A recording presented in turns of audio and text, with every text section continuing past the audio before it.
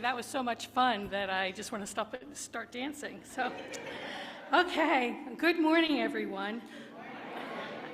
I am Teresa Albarisi, your lay liturgist this morning, and I share leadership of today's service with Reverend Dr. Sandra Fees. We welcome you to celebrate the transformative power of this religious community.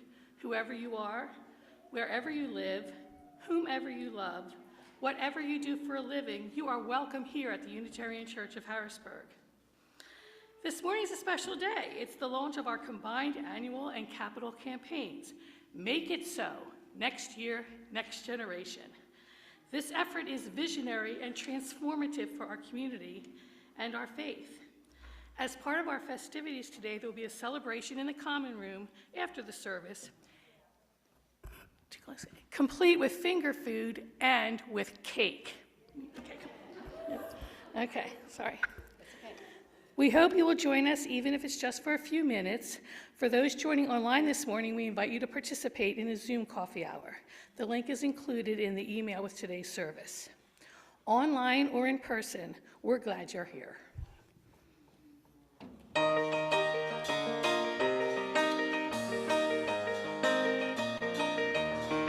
From the light of days remembered, burns a beacon bright and clear, guiding hands and hearts and spirits into ways that freedom fear. When the fire of commitment sets our mind and soul aflame, when our hunger and our passion need to call us on our way, when we live the assurance of the flame that burns within, and our promise finds fulfillment, and our future can begin.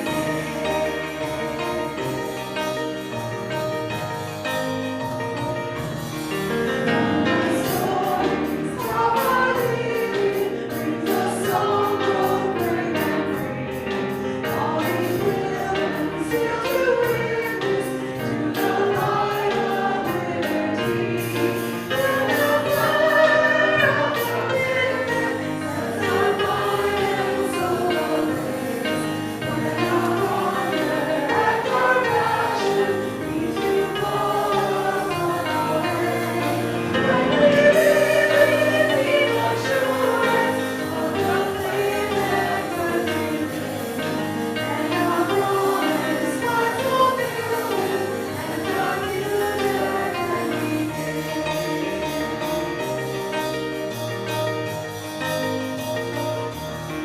From the dreams of youthful vision comes a new prophetic voice, which demands a deeper justice, built by our courageous choice.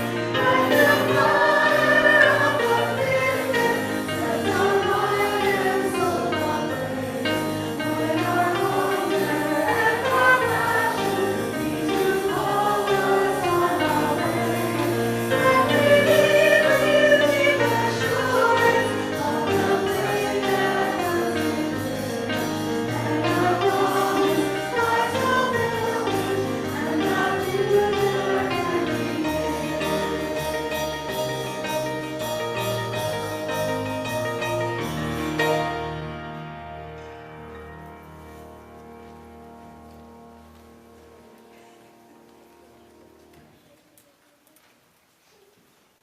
And we are now going to light our fire of commitment, the flaming chalice, symbol of our Unitarian Universalist faith.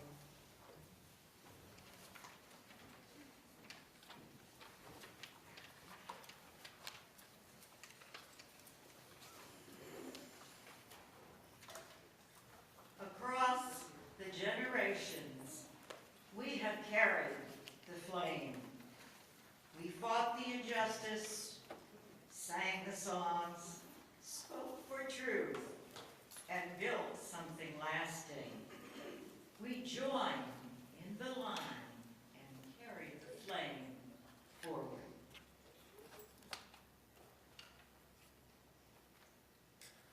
Across the generations, we are tending the flame.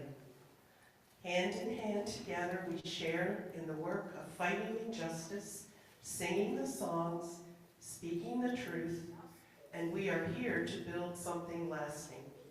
We join in the line and we carry the flame forward.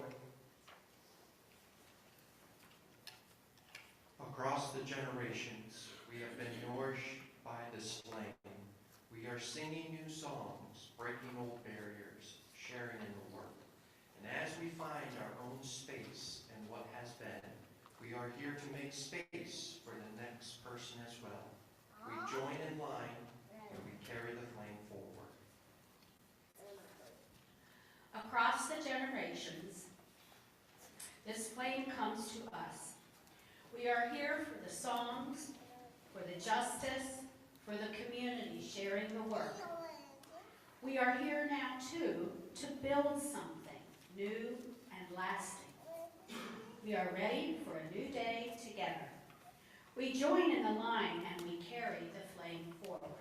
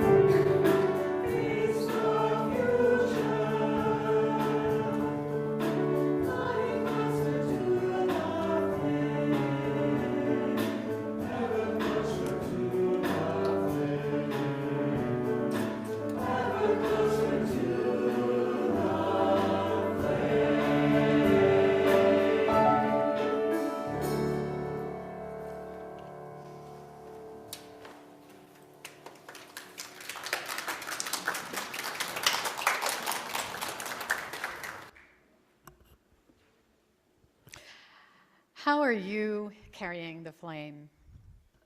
What promises are you offering in community? And what promises are you receiving? This morning, I want to invite you to take a few minutes to reflect on the gifts that you bring to this church community and on the gifts that this community has brought to you. You received a card with your program. Looks like this. I want to ask you to take a minute to write on it one special gift that you have received from UCH and one special gift you gave to UCH. Teresa has additional pens. If you need a pen, just let her know and she will get one to you. We'd like to get as many of these cards returned to us as we can. So if you are a guardian or parent here with children today, it would be wonderful if you could help them complete a card as well. And we're going to take a few minutes now to complete these. And this can be however you understand what these gifts are: a gift received, a gift given.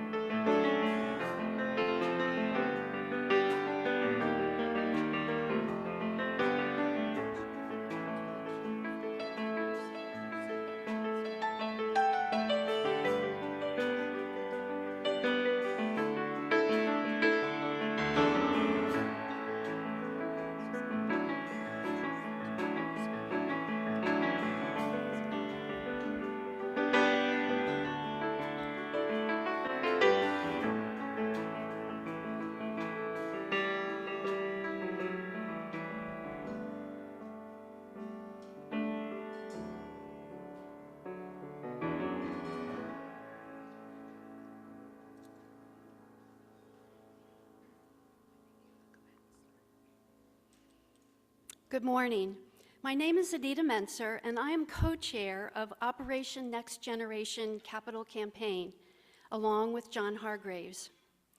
In 1927, a small group of friends chartered the Unitarian Church of Harrisburg, and they met in a Methodist church in Harrisburg. 1927. That means we are just 3 years short of our 100th anniversary. Wouldn't it be a great way to celebrate that milestone anniversary by meeting or even exceeding our Operation Next Generation goals? In 1953, UCH moved to their own space by purchasing a home on Front Street, where they met for another 10 years. And finally, in 1963, this church was built on Clover Lane. Each generation of members continue to plan and prioritize their commitments to our principled, progressive religious values with their time, talents, and yes, money. Money to pay it forward for future generations. And now, it is our turn. Today is another milestone in the history of UCH. Today, we officially launch our Operation Next Generation capital campaign. Today is an opportunity for everyone to reflect on how UCH nurtures our spirit and enhances our lives, and to commit to supporting the future of UCH and our next generation. We all have the opportunity to make it so. Now, we're going to need some audience participation in this next segment. And full disclosure, in the before time, I was a cheerleader. So please humor me this morning and help our next generation. So I know that there are some children from our next generation who have committed to helping today. So if they would all come down front, and I will give you your letters.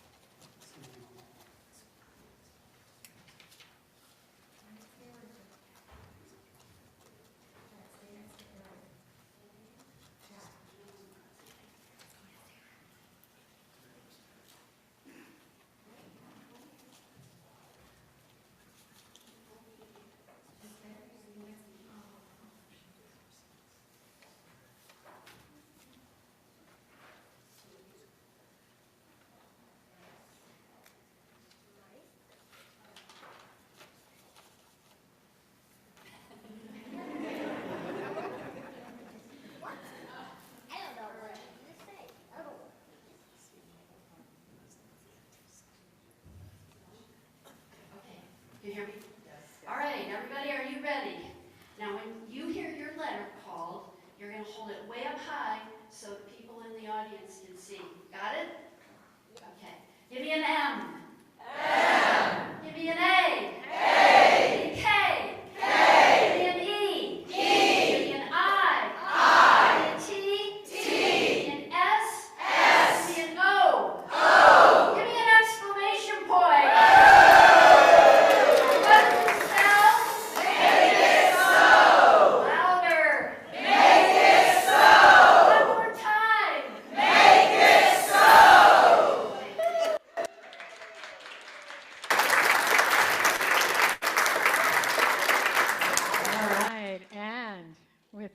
We are going to invite our children and youth to go to their classes downstairs as we continue our time here in the sanctuary together.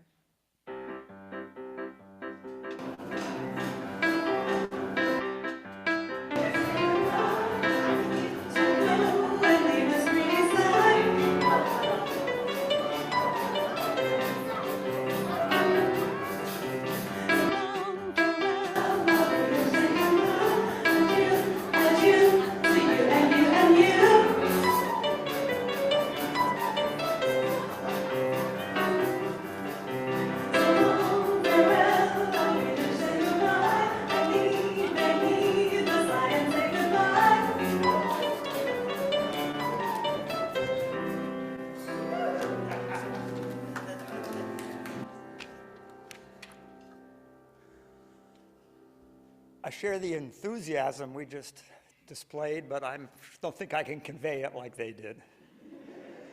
So as you know, we are combining the annual stewardship campaign with the Next Gen campaign. This will enable us to fund our budget in the same manner we have done for years and ensure that we are able to remedy some past and neglected areas that need improvements. With the Next Gen campaign, we will ensure the safety of the building. We will design an integrated interior mid-century modern. We will revitalize the foyer. We will beautify the sanctuary. We will refurbish the common room and update the exterior signs, among other things. We want this to be a welcoming and safe place. And Anita and I would not have agreed to co-chair this if we hadn't thought this was readily achievable. Today we are unleashing our team of 18 canvassers. Welcome them and steel yourselves. The church vision reads in part, "These spaces will be home to the congregation and will be made sacred by the energy that the members bring into them." It is vital for our legacy that we leave behind something that we want to inspire others. As the brochure emphasizes, we are a church of open minds, loving hearts, and helping hands. The church supports caring and community-centered people by supporting our programs and securing our place. Invest now and for the next generation. It is vital that we recognize the canvassers who have volunteered to contact church members. Our annual pledge goal, the budget for the next fiscal year, is $345,000. We have trained and canvassed the stewardship team, the board, and a few other folks, and already have commitments of $147,000. The capital campaign Next Gen goal is $690,000. And these same people have already committed $490,000. Exactly. The Canvas team, stewardship team are Peter Adams, Andy Beck, Karen Baker, Brad Byers, Guy Donnelly, Chris Dutton, Reverend Ellis, Reverend Fees, Mary Henninger-Voss, Arlie Henninger-Voss, Kyle Petrus, Anita Menser, Dave Powell, Justin Skyaman, David Spear, Ed Sykes, Sharon Vaughn, and Lois Voigt.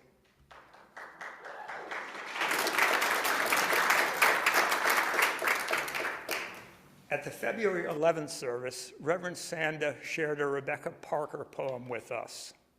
The poem closed with the lines, "You must answer the question, what will you do with your gifts? What will you do with all your gifts? Choose to bless the world." We are asking you today to connect your money to your beliefs and your values and help all those in our shared world. Make it so. Thank you. Hello, everybody. Most of you know I am Mary Henninger-Voss, and I've been chairing the Operation Next Gen General Capital Campaign and the dedicated members of two teams for years. And also, thank you so much, John and Anita, for picking up the stewardship campaign leadership piece.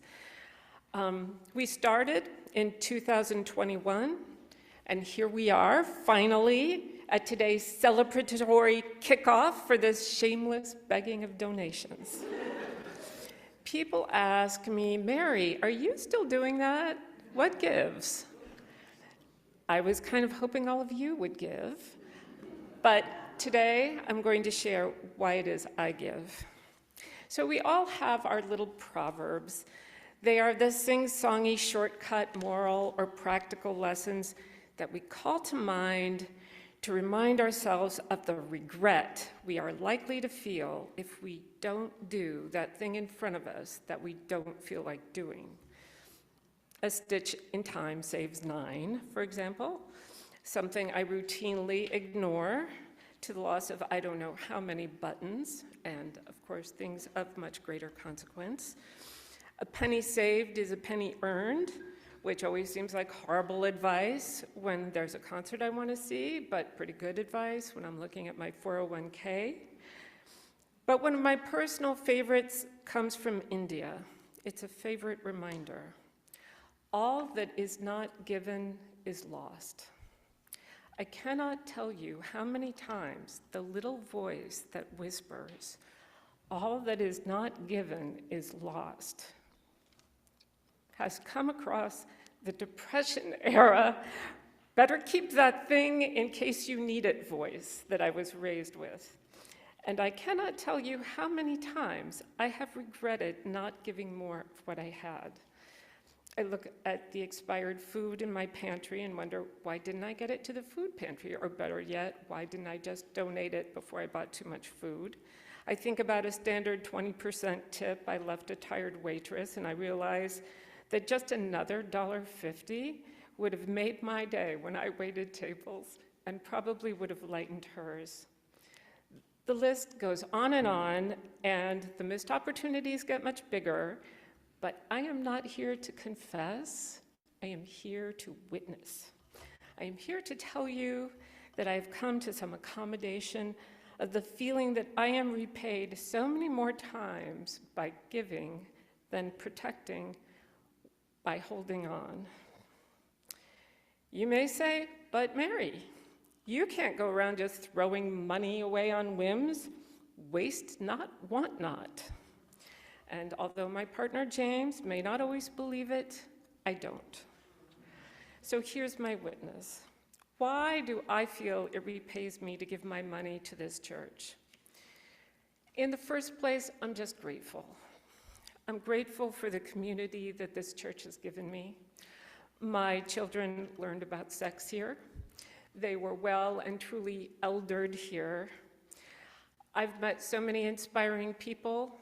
I had the opportunity, and I do mean opportunity, because if I had not given, it would have been a lost opportunity, to co-facilitate a writing workshop for incarcerated women.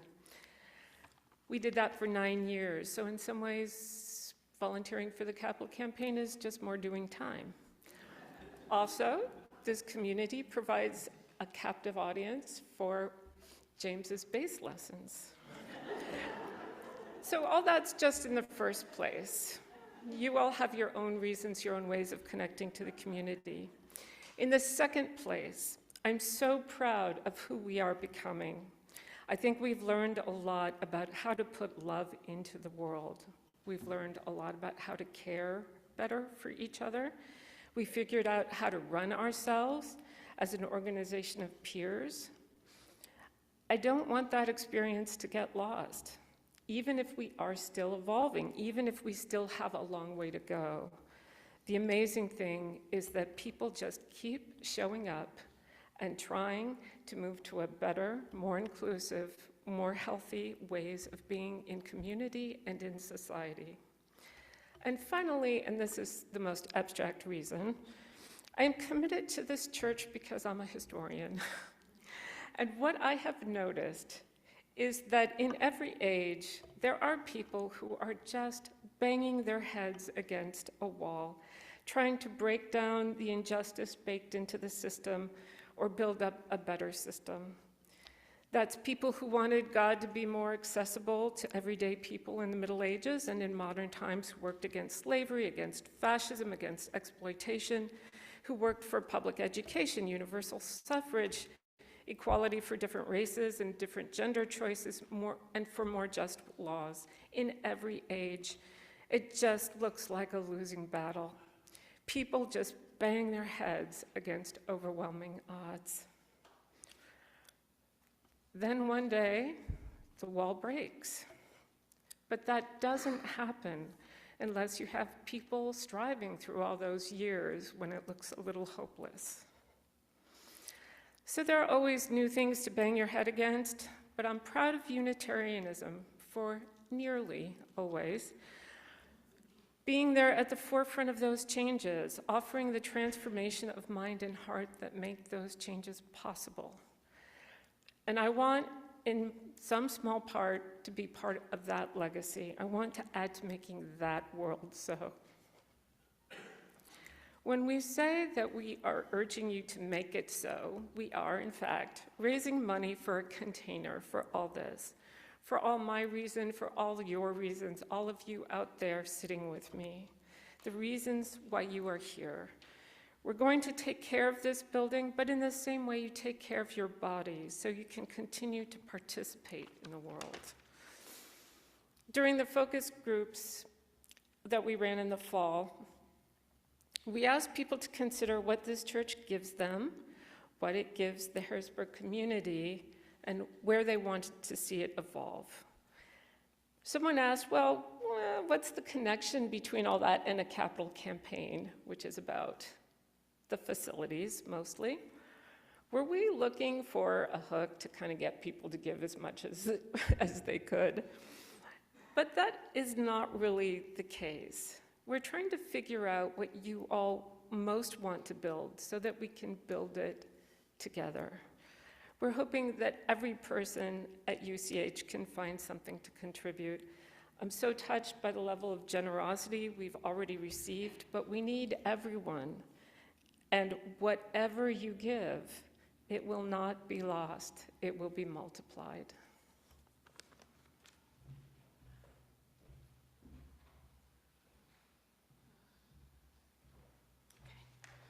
That was just beautiful. That was beautiful. Okay. The Unitarian Church of Harrisburg is, as always, a freely gathered church of free people. The church is created, sustained, and supported by all of us. Each month, we share half of our Sunday plate with a local nonprofit organization. For the month of March, we are sharing with UU Justice PA. UU Justice PA is an advocacy group that promotes UU values across the state. The Education Fund is a separate 501c3 entity that promotes related educational initiatives around the state.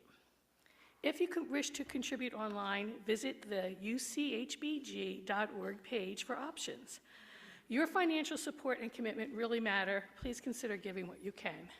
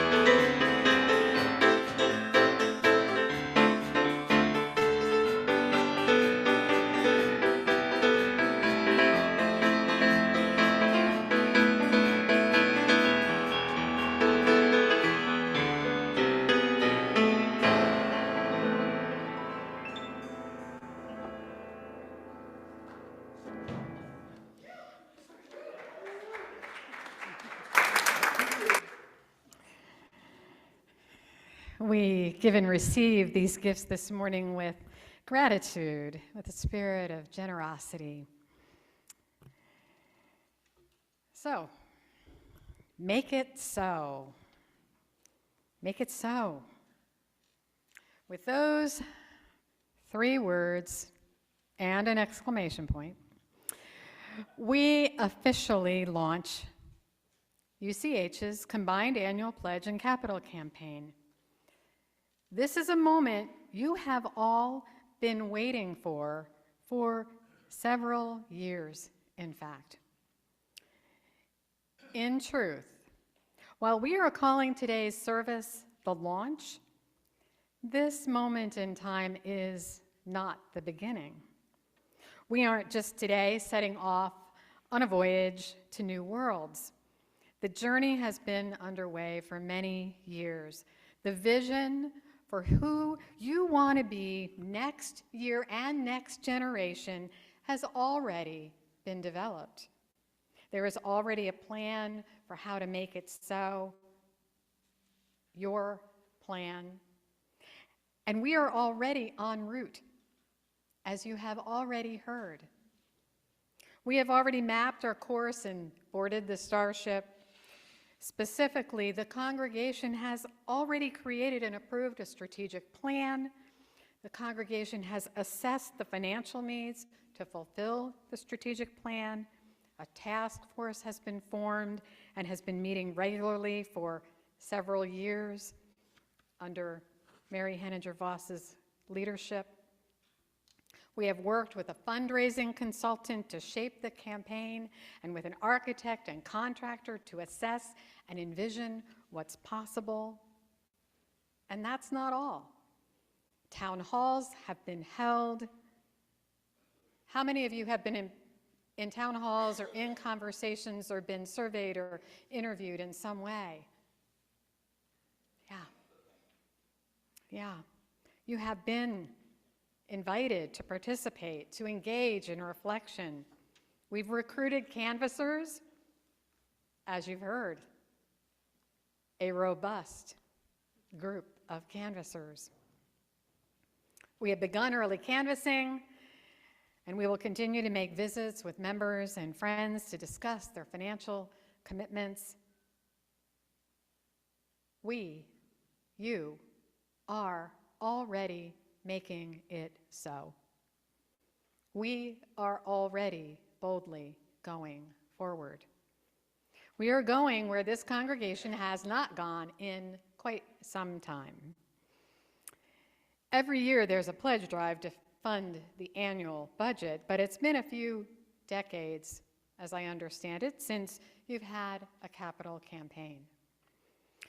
This particular campaign, as you've heard, is a combined one addressing next year's budgetary needs and the next generation's capital needs. The pledge drive addresses those annual needs for vibrant worship experiences and music, for religious education programming, for social justice initiatives, for the regular building and grounds maintenance, and so much more. The capital campaign addresses the need to go beyond what we do on an annual basis. It addresses the need to remodel and restore UCH's campus functionally and aesthetically. It includes updating and refreshing the facility, addressing deferred maintenance issues like heating, cooling, and lighting, as well as addressing those aesthetic needs and community building projects, such as a playground. The capital campaign does indeed focus on the building and grounds. But this is a really important point, and I think Mary really pointed to this earlier. While it focuses on the building and grounds, we do this in service to creating and fostering sacred community, to creating holy, inclusive space. The point is to widen our welcome and to expand the work of transformation and liberating love. The point is to live into the vision of this community. Well, what is that vision? UCH has a vision statement. I think John shared a little slice of it earlier. Do any of you know what that vision statement says?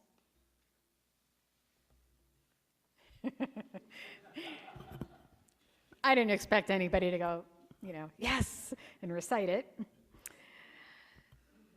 Vision statements don't really work that way. They instead hopefully get into the DNA of an organization, of a community like ours. This is an important statement, this vision statement, of who you want to be, who you've said you want to be, and where you said you want to go together. That statement is on your website and it's in other documents, but I'm going to share it with you right now. It's not very long. UCH Vision. The Unitarian Church of Harrisburg will support and be relevant to people with diverse identities, ideologies, abilities, and backgrounds. It will be important in the lives of its members as a hub of community engagement, as a place of lifelong spiritual exploration, and as a family of members who care for and are cared for by each other. The church will transform lives within the congregation and among those we serve in the community. We will have built an infrastructure to live these values and to enact our good intentions.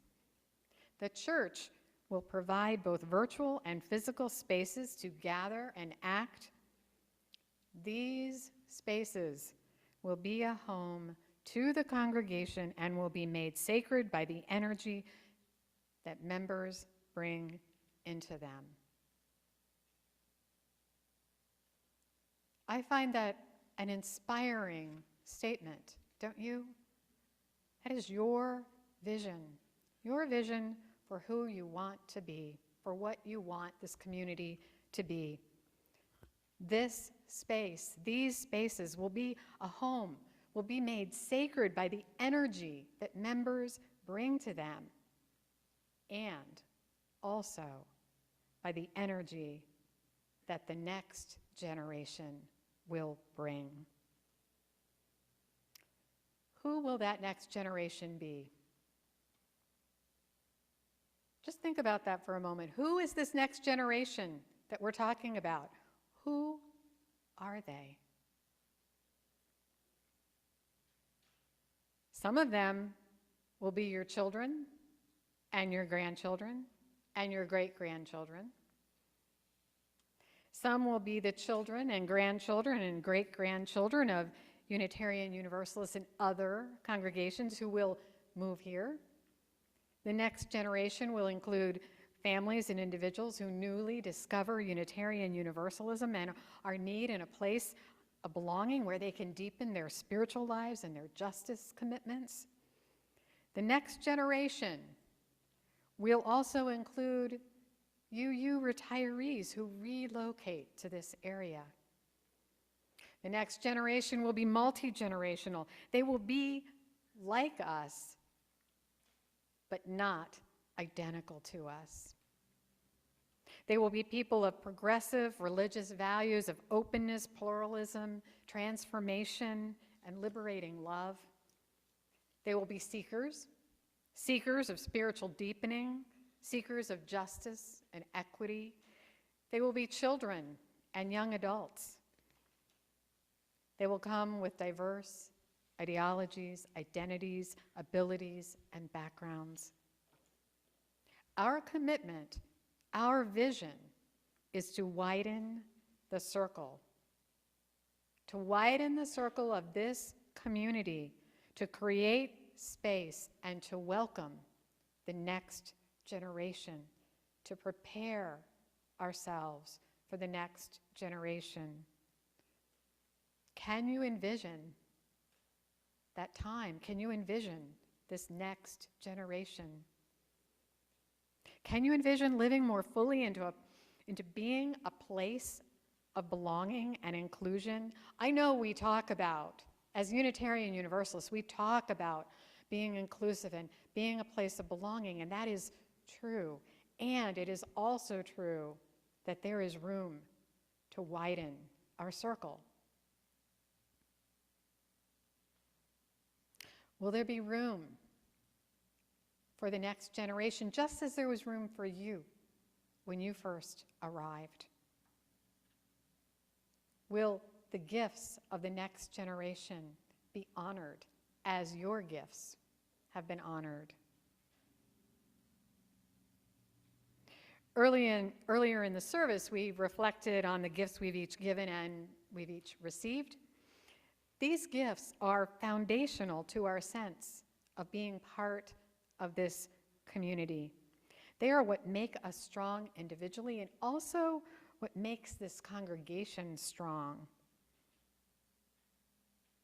They are what enable us to carry the flame.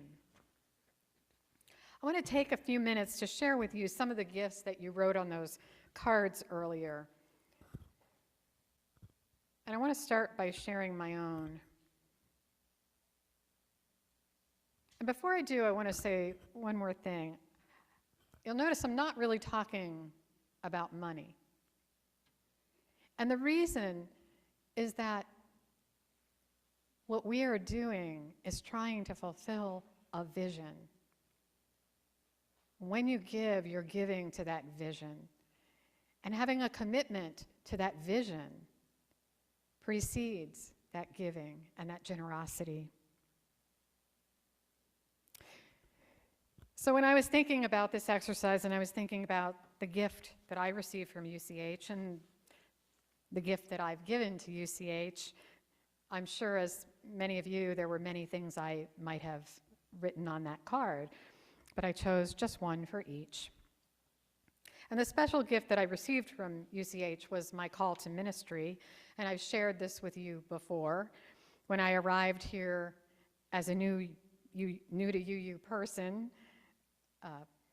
20 plus years ago, I was so thrilled to find my religious people and soon felt the call to be a minister, and then left this community to become a minister. The special gift I have given to UCH is my devotion, even though it came in the form of contract ministry. It has been deeply meaningful to me to be able to return to this congregation as a full-fledged minister in response to a time of uncertainty and transition in this community, and to be able to work with you on this combined campaign, which I believe is setting you on the course for the future that you have long been dreaming of. So let me share with you a few of the special gifts that you have named, and I'm not going to read all of these. I'm just going to read a few of these because I think it's important for you to hear them, and we will look to post these downstairs later too. It's great. It's like I have my own tarot deck here, right? So, gifts you received from UCH. New friends and a sense of belonging, support of our marriage, spirituality, a safe space to be ourselves, friends, my chosen family, music, a chance to reset for the coming week, permission to be me, community, shared purpose, the ordination of my son. We can guess who that was, right? Some of us anyway. Connection, a sense of belonging, community support, a community of love, kindness, and friendship, emotional support, my wife, love, relationships, caring and compassion, acceptance in a liberal community, great sermons, acceptance, new friends, and a sense of belonging. That's where we began. And I want to share some of the gifts that you have named, that you have received here.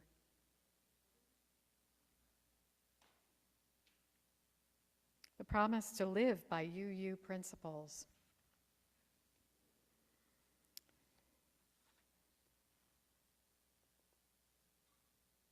Trust after our family has been hurt by churches in the past. Leadership, board service, organizing, an opportunity to spread values, time, conviction, volunteer time, leadership and service, teaching children's RE, supporting a fellow member during a trying time, service and monetary, leadership and music. Here's some recurring themes. right? Love of music, singing, music, music, leadership, openness to growth, financial support, appreciation, and support. Wow. What gifts do you think the next generation will bring? What gifts do you think they will bring here to add to this community? What gifts will they receive? We need their gifts, and they need ours. We need those gifts. We need to give and receive those gifts to carry the flame forward. In those words of our chalice lighting this morning, we are carrying the flame forward. We are carrying it forward across the generations. We fought the injustice, sang the song, spoke for truth, and built something lasting. We are building something lasting. You are building something lasting. And it is time to carry that flame forward. It's time to break old barriers and to share in the work. And to do that, we must continue to make space for the next person, the next family, and the next. We need to build something supportive of and relevant to people with diverse ideologies, identities, abilities, and backgrounds. We need to build upon what is already a strong foundation. We need to build on what is already here in this holy place. Your commitment to make it so indicates that you are ready to do that, ready to carry the flame forward and to invite others to join the line. We are on the course of boldly going into the future, thrusters on full. Let's be courageous. Let's be bold. Let's be hopeful. Let's join in the line to carry the flame. Let's invite others to join in the line. Let's make space, widen the circle. Let's turn the world around. Let's make it so. Make it so. Make it so. Will you join me one time? Make it so. I'm not convinced. Are you going to make it so? Make it so! All right, let's make it so. Turn this world. We come from the fire, living in the fire. Go back to the fire, turn the world around. We come from the water, living in the water. Go back to the water, turn the world around. We come from the mountain, living on the mountain. Go back to the mountain, turn the world around. Oh, so is life. Ah, so is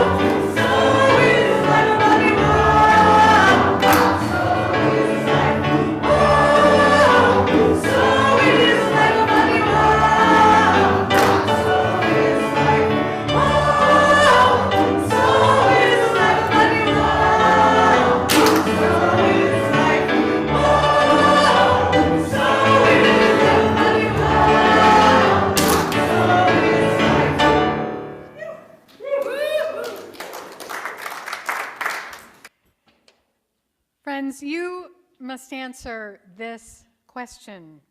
What will you do with your gifts? What will we do with our gifts? May we choose to bless the world. May we choose to turn the world around. Let's make it so. Amen. And blessed be.